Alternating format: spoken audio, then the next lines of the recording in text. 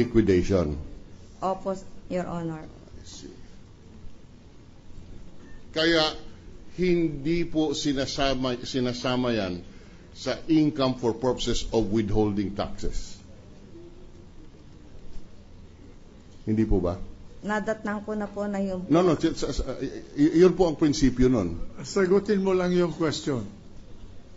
Hindi po sinasama yan sa withholding tax computation dahilan sa yan ay sa inyong reglamento, sa inyong practice, yan po ay expense na na-incur, hindi po income.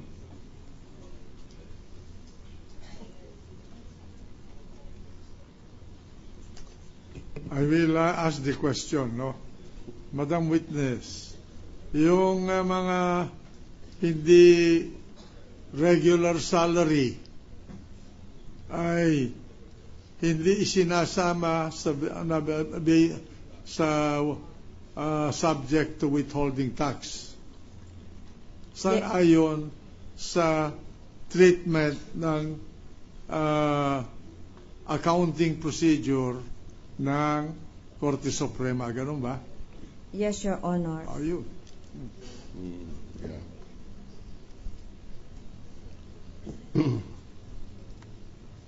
So that halimbawa lamang, looking at your exhibit 117,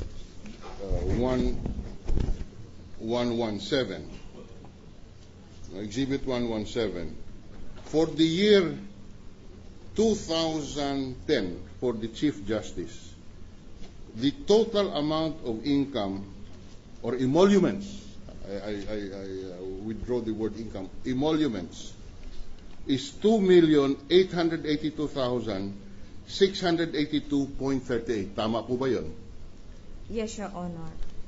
Yung withholding tax saan binase? Sa salary, 650,447.23. Sa salaries po, longevity pay, and salaries, longevity pay, year-end bonus in excess of 30,000. Year-end bonus in excess of 30,000. Alin pa? Doon lang. Doon lang po, Your Honor. Doon lang. Doon sa iba, walang income tax na binayad sa ibang item. Yes, Your Honor. So magkano lang po yung tatlong item na yan na sinabi mo? Salary, longevity pay, and year-end bonus and cash gift.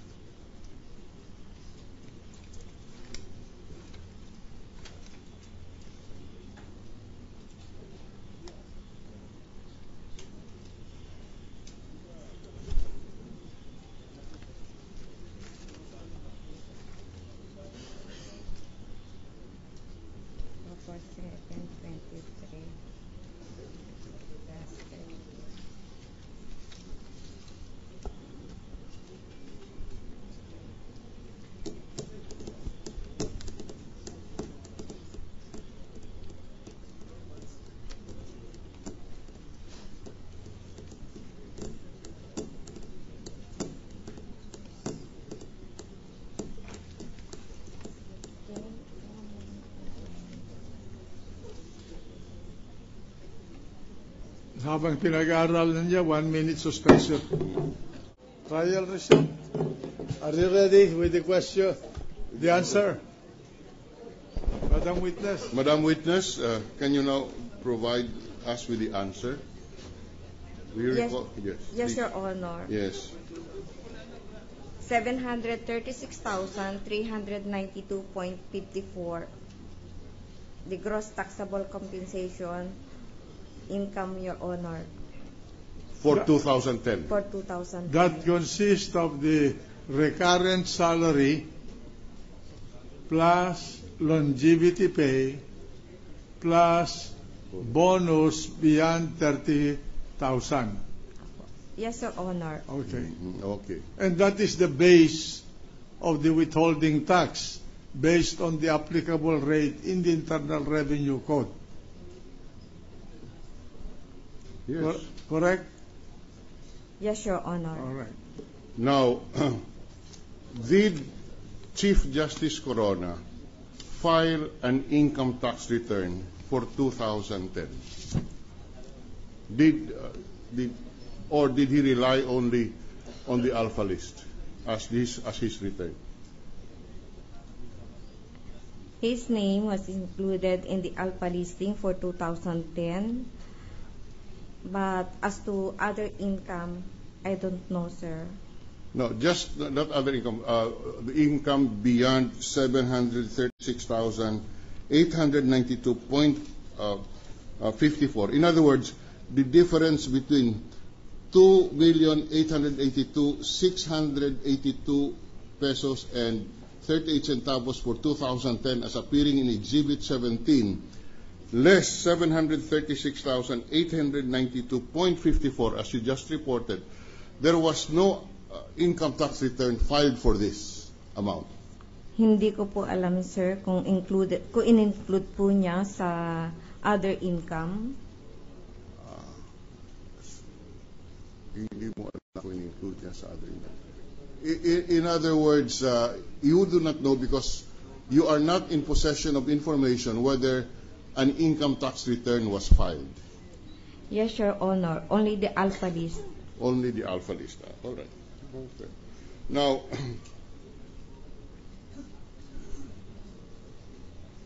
since you did not consider the allowances as taxable, they are not included in the alpha list reported to the BIR.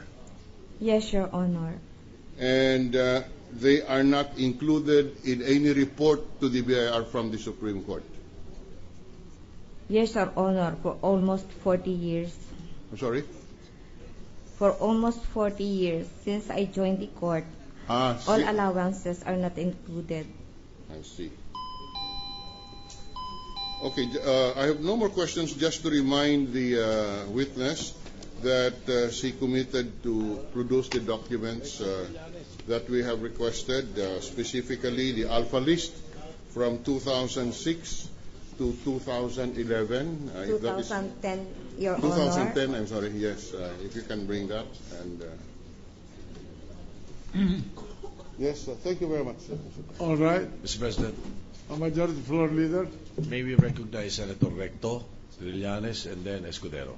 Senator Recto has the floor.